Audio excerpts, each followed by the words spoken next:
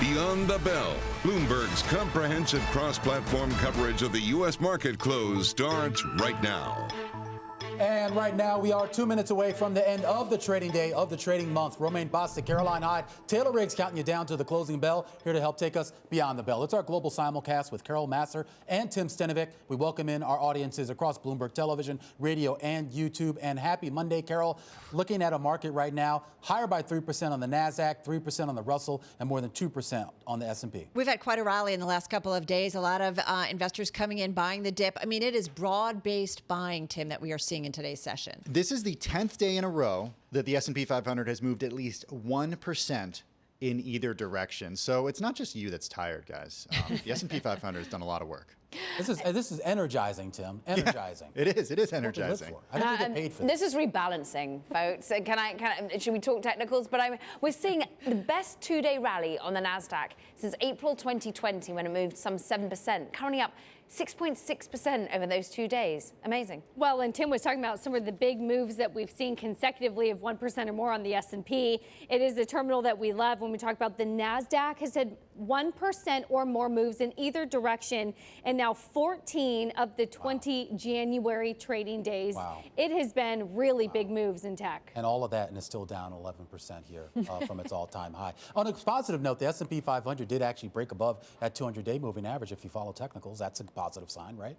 Well, so how much of the move up is a technical move, right? And then if we start to see some negativity come back into the markets to the downside, technically, do we see another move down? It's volatility, guys.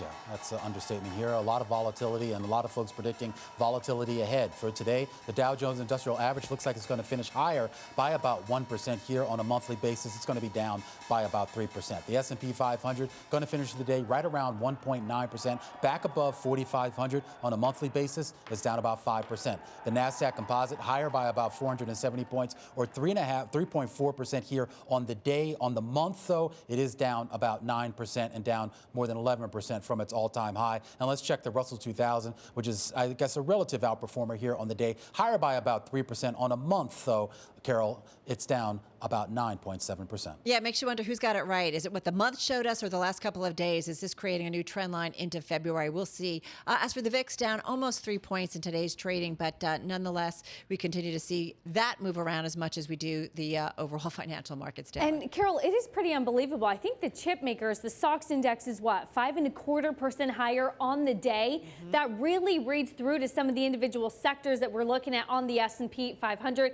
It's semiconductor equipment up 4.6% on the day. Autos and auto components are up 8.8% on the day. It is pretty incredible. There's a lot of technology and utilities as yields are climbing. That's up in here. There's a lot of green, even on some of the loser boards as well, but there are still two sectors, at least on the day, that are in negative territory. It's food and beverage and, of course, household and products. So that could be some of the defensiveness maybe that we're seeing the rotation out of and back into these cyclical risk-on trades. Yeah, let's talk about some of the trades, certainly to the upside. There were a lot of gainers to choose from. I kind of put together almost a mini Cathie Wood portfolio here for you. Netflix among them. What's your expense ratio?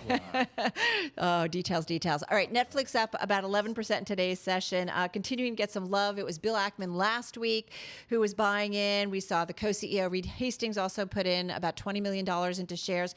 Well, Citi raising its recommendation on both Netflix and also Spotify, which also gained about 13% in today's session. So Citi liking it, rallying on an upgrade. We do know what are the big stories too. Well, I just think this is interesting that you chose these stocks. I mean, because you talk about the rally. I mean, Netflix, of course, the second worst performer in the S&P 500 on a year-to-date basis. That was yesterday. But well, as of today, Carol, this is the end of the month, so January 31st. It's the last day to say Happy New Year, by the way. But down, second worst performer. But it gets to the high idea of dip buying and the idea that if the valuations come down so far on names that have legitimate growth, right, legitimate cash flow, that maybe, you know, a 11% decline in a month, a 29% decline in a month for Netflix, maybe that's a reason to buy back in. I mean, Bill Ackman certainly thought that was the case last week, and Reed Hastings as well. And this is a company with about $33 billion in revenue projected. expected. We're talking about earnings growth, both on the top and bottom line. So I would point out that none of the names you have on your screen are the top performers in the month on the S&P 500. Well, that's not what my mission was. Oh. It was for me to just pick gainers that I like. All right, I'm going to go to Robinhood. Don't you have an editorial board meeting to go to or It's something? over. All right. He's back. Robinhood up about 11%. Kathy Wood stepping up buying Robinhood on Friday as it dropped to a record low. She bought about 2.5 million shares. And then Tesla, it was up almost 11% in today's session, top in the S&P 500 and the NASDAQ 100. Credit Suisse upgrading the shares to a buy with technical signals pointing to more gains, so getting a lot of love. Not from POTUS, though. What? Not from POTUS. That's who Elon Musk wants attention from, right? Exactly. All right. I'm done. Yeah, let's I'm see out. what Tim has. Was the I'm out. maybe Mic his, drop. his Are you wearing a invitation was turtleneck, too? lost in the mail? What did you say, Romaine? Carol has a lot of turtlenecks. I'm kind of like, those tech billionaires. You open up the closet, and all it is turtlenecks. Just a uniform. Yeah, love it's it. exactly. Makes my life Right, easy her in the brain, morning. you can't have any brain power expended. Some of us wear flowers on our lapel often. I just wear turtlenecks a lot. Hey, I got to talk to Kleiners here because Taylor said that Rough on this Monday. even on the losers board, there was a lot of green. And I'll say it's no easy feat to find a Kleiners making moves today. Walgreens Boots Alliance shares finishing the day down by 1.4%. Bloomberg reporting over the weekend that the company has kicked off the sales process for its Boots International Drugstore. Well, does that mean so it'll just be Walgreens if Boots is no longer around? Boots is Caroline is a fan. Caroline Boots says in she only UK. goes there Fan of because it's called Boots. Boots The Alliance. boots. Everyone goes to the boots. Is that what they Crosstalk. call it over there? We're going to get in trouble for crosstalk. All right. Citrix Systems down 3.4% on the day over that potential acquisition. I'm news. cranky. And I am cranky. I asked Tim. I came know out and I why? said, I'm cranky today. You got to eat more cornflakes because that's the problem with Kellogg's right now. Why? Okay. It No got a one- downgrade based on the U.S. cereal business. BMO Capital Markets is concerned. So But do people eat those cereal corncereals. anymore? I did. I'm a big cereal person. I have yeah. Cheerios every We all morning. had cereal upstairs except for you. I You did were in your not. Good for your iPhone. cholesterol, Cheerios. I had a bagel. Yeah, I had my Rice Krispies this morning. That's definitely a Kellogg's number. Meanwhile, I'm looking at what's been happening. Sounds healthy. This has been an extraordinary month for commodities. That is what we need to be focusing our eyes on because I'm looking at WTI crude, $88, Brent crude, $89, biggest move on a monthly basis in 30 years. This is your inflationary pressure that Kellogg's has been talking about. Actually, wheat has been coming down on the day as many has felt maybe the Russia-Ukraine issue isn't going to be as difficult for some of the soft agriculture that they produce. I'm looking at natural gas, though, having a phenomenal day on the back of that winter storm that we had over the weekend. And indeed, of course, the supply side issues that we continue to see. Iron ore getting a bid after it's been, of course, somewhat beaten up over in Asia. China maybe sort of pulling back some of the reins on that. I'm looking also at a story that the commodities, the oil manages do too well, even when we see a very strong month for the dollar.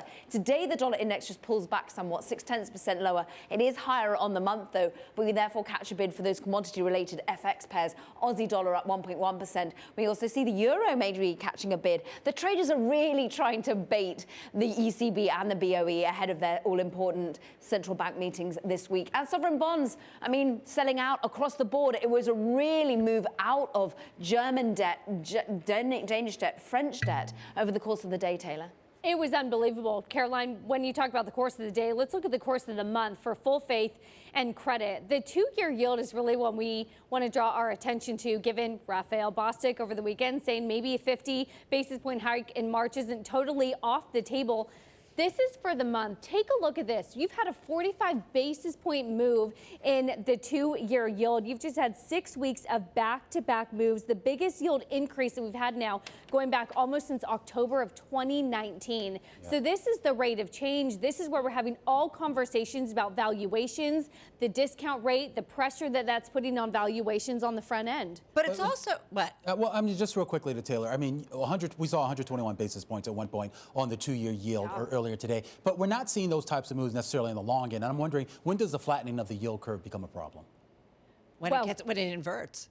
And Carol, you've seen a lot of that. I think we were talking with the guest here, 60 basis points on the 2s, 10s. Today there's a little steepening, but overall the trend has been flattening. Is maybe we're looking at slowing growth, slowing inflation, which is why maybe the Fed, as strategists are thinking, want to front run the rate hikes in the beginning of the year in anticipation of cooling in the second half. Couldn't they have done that last week?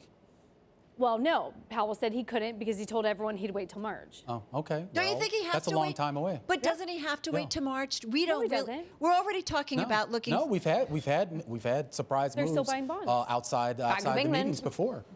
And here in the U.S. too. There is a chance that they overshoot. And I do think that they're using a lot of Fed speakers to kind of manage the environment and manage the psyche so that the markets actually do some of the Fed's work. Yeah, half a point, anyone? Did we all hear about that Is over the the Bank weekend? of England raising rates? Apparently, already did. Yeah. They shocked the market in December by going when everyone thought that they guided the market to think that they would stand pat and then suddenly pulled that one out the bag. But that's called flexibility, Shock and nimbleness. awe. but no one liked it very much. They felt there was all this talk about them being unreliable boyfriends all over again. And this is why we want to see a steady hand, the sort of consistent messaging coming from Fed Chair Powell. I thought Draghi was They're all unreliable. Taylor rates. Their speaks experience. They all speak a lot and try to guide us through this. All right, lots to go. Thank God Monday's almost over. I'm looking forward to Tuesday, everybody. Let's go get some cereal. I'm going to do a full show tomorrow just for you, Carol. Promise? Yeah. I look forward to it. Phew. All right, that's going to do it. Folks, that'll do it for our cross-platform coverage on radio, on TV, on YouTube. That's going to get us to Tuesday, and you can catch us same time, same place on Tuesday.